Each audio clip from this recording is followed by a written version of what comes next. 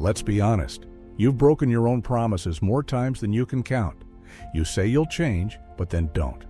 You stay in relationships that drain you. You chase things that don't matter while ignoring the parts of you that are quietly dying. You sabotage yourself over and over again. Not because you're weak, not because you're lazy, but because somewhere deep down, you don't believe you deserve better. And if that sentence hits something raw inside you, good, that's where we begin. This is not a motivational speech, it's a mirror. And what you'll see in it might hurt. But maybe that's what you've needed all along. There's a version of you that wants to grow, to heal, to rise. But there's another version, quiet, subtle, manipulative, that whispers, you don't deserve this. Who do you think you are to change? It's safer to stay broken. That voice doesn't yell, it creeps. It delays your goals just one more day. It rationalizes staying in comfort. It rewards you for shrinking. In psychology, Carl Jung called this the shadow, the parts of you that you repress, deny, or disown. And when you don't confront your shadow, it controls you from the dark.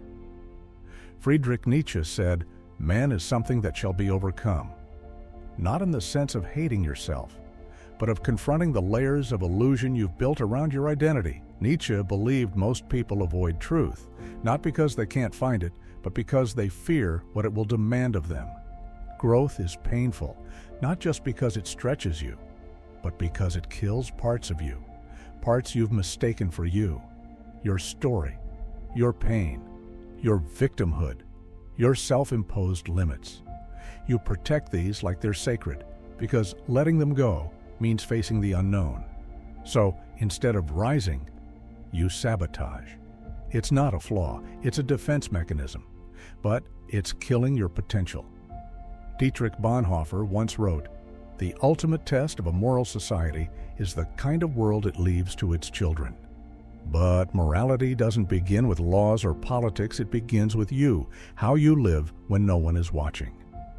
Bonhoeffer also warned of a deeper danger than evil, stupidity, not intellectual, but moral stupidity. A kind of unconsciousness, a refusal to think deeply, to examine one's life. It's the person who says, "That's just how I am. Nothing ever works for me. This is just my fate." They call it realism, but it's just surrender. You weren't born to live passively. But if you don't challenge your default setting, the system will gladly use you as fuel. So, why do you sabotage? It's not just fear of failure, it's fear of what success would mean. Success threatens your old identity, your excuses, your dependency on struggle. Psychologists call this cognitive dissonance. When your actions don't align with your beliefs, your brain scrambles to resolve the discomfort. If you believe you're unworthy, you'll sabotage anything that contradicts that belief just to feel right again. You'll push away love, you'll destroy progress, you'll hide from joy, because part of you is still loyal to the pain you've normalized. Until you break that loyalty, you will keep betraying yourself. Here's the uncomfortable truth. You don't deserve anything, not love, not success, not suffering either.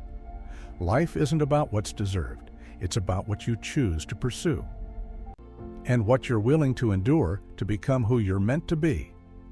The world won't hand you meaning. You have to carve it out of your own chaos. Machiavelli didn't sugarcoat this. He said, "It is better to be feared than loved, if you cannot be both." Not because fear is ideal, but because people respect power, not potential. And your greatest power is not in what you say you want, but in what you consistently choose despite resistance. You stay stuck because you confuse familiarity with safety. You fear change, not because it's worse, but because it's unknown. Plato's allegory of the cave warned us. Most people are prisoners, mistaking shadows for reality. And when someone tries to free them, they resist, even violently. Why? Because truth threatens everything they built their identity around. And you might be doing the same. Choosing what's known over what's true. Choosing emotional survival over spiritual freedom. But survival without meaning is just a slower death. You want change? Then stop negotiating with your comfort. Start with radical self-honesty. Ask yourself, asterisk, what am I pretending not to know? Asterisk, what do I keep running from? Asterisk, who would I be without my pain? Then create friction. Change your inputs. Kill distractions. Make your environment a reflection of who you're becoming, not who you've been. And when sabotage shows up again, and it will, don't shame it. Study it. Because it's not your enemy. It's a clue pointing to a wound that needs your attention, not your avoidance. You're not broken. You're buried under habits, trauma, fear, stories, and the only way out is in. This isn't about becoming perfect. It's about becoming honest, about what you want, about what's held you back, and about what you're willing to sacrifice to live fully. There will be days when you fall.